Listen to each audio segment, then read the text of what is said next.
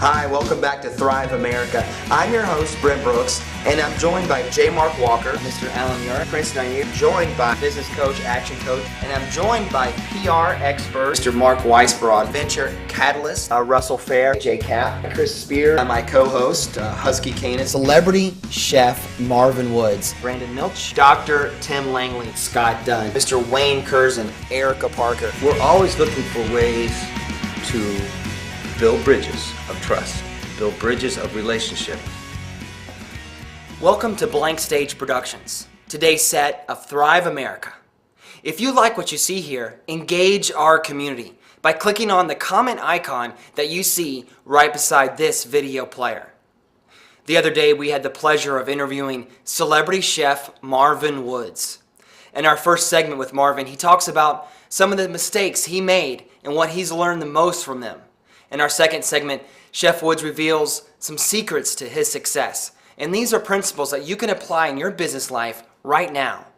Finally, in our last segment with Chef Woods, he serves up some advice that he gives us and our show in ways we can take this show to the next level. So sit back and enjoy your time with Chef Marvin Woods. Welcome to the set of Thrive America. I'm your host, Brent Brooks, and I'm joined by very special guest, celebrity chef Marvin Woods. Marvin, thanks so much for being a guest here on the show. Thanks for having me. I understand you had a little trouble finding the space at first. Yeah, that's a little bit. Yes, it's a little bit tricky. We're here at the Artisan Resource Center. It's a little bit turned around, but Chef, thanks so much for being here. And today we're going to focus on your career as an entrepreneur. Sure. And as a business owner. You have a lot of fans that love your food, Right. But we're more interested on principles and tactics and techniques that you can share with me, and hopefully the entrepreneurs, the business owners that are watching can take and apply in their business careers as well. So the first question I ask all my guests, and I'll ask you, Marvin, is looking back on your career, has there been a business mistake that you've made that you're like, man, I wish I didn't make that, or what was I thinking? And if I could turn back time, I would do things so much differently. What can you share with us in those regards? My first restaurant project, and when I say my first, this was my first by myself on my own. Found a great space, or well, what I thought was a great space at the time, and I didn't hire an attorney to negotiate my lease.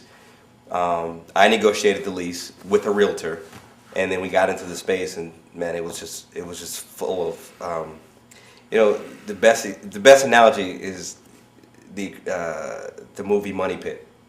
I mean, that's what it was. I mean, every time I turned around, I was throwing money at this place, and had I had an attorney, I would have been able to save myself, and I ended up having to get an attorney because we ended up suing each other. So I can definitely say, after that, I knew whatever business venture I'm going to do, you have to get an attorney. And you got to find the right attorney, too.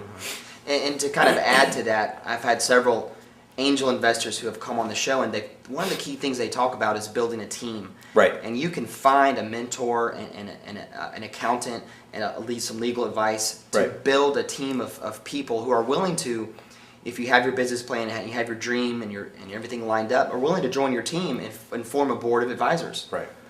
And that's very important. One of the things that I think about, and I've learned this from Donald Trump, is you surround yourself with people that are experts in something that you're not an expert in, and you don't want a bunch of yes people on your team.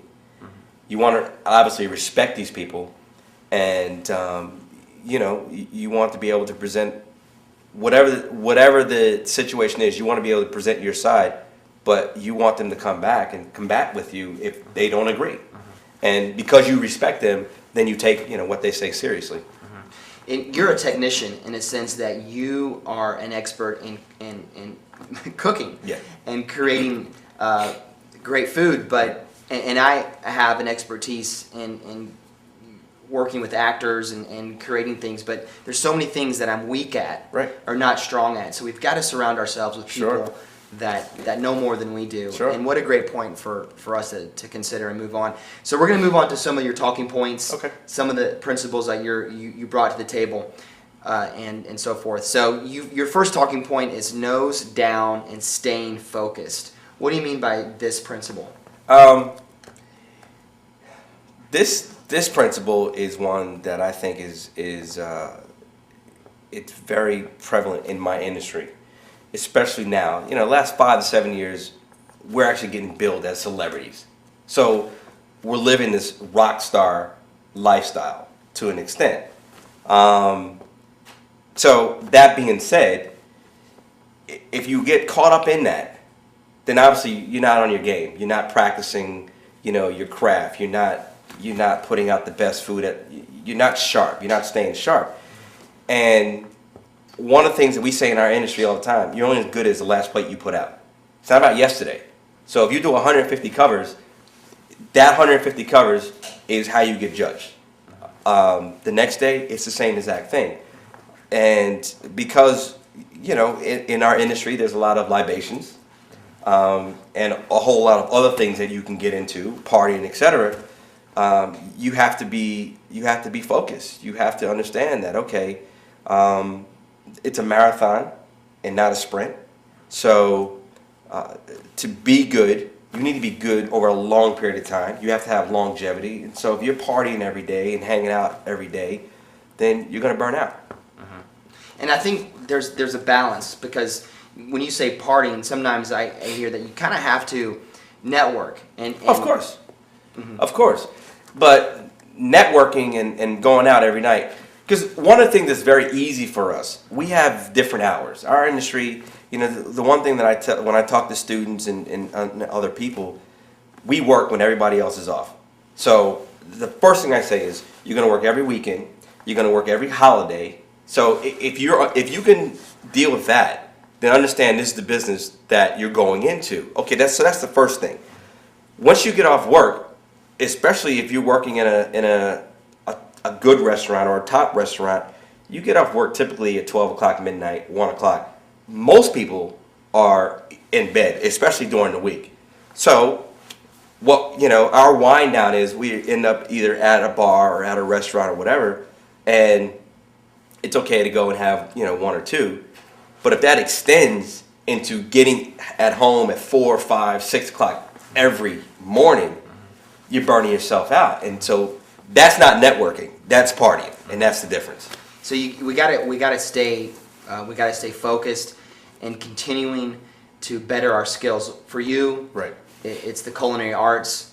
For everybody, it's different, and there's new techniques Right. every day in all of our fields. So if we have a passion for and a love for what we do, I think we're gonna seek out those new technologies, the new equipment, Exactly.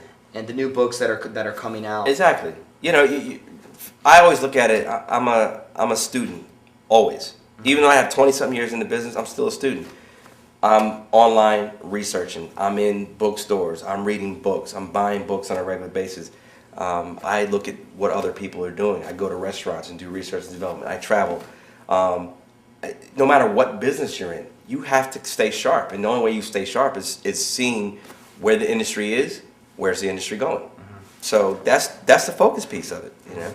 Yeah, I can imagine yourself surrounding yourself with people that throughout your career who have maybe known more about you even in your craft, and surround yourself with these people to better yourself and to learn from them. So if you're at a party, even you can gravitate towards those people, Right. if you will, if you have that mindset. Sure. And so forth. We're going to bring you right back with our second segment and go over some other powerful principles to thrive in this economy. We'll be right back.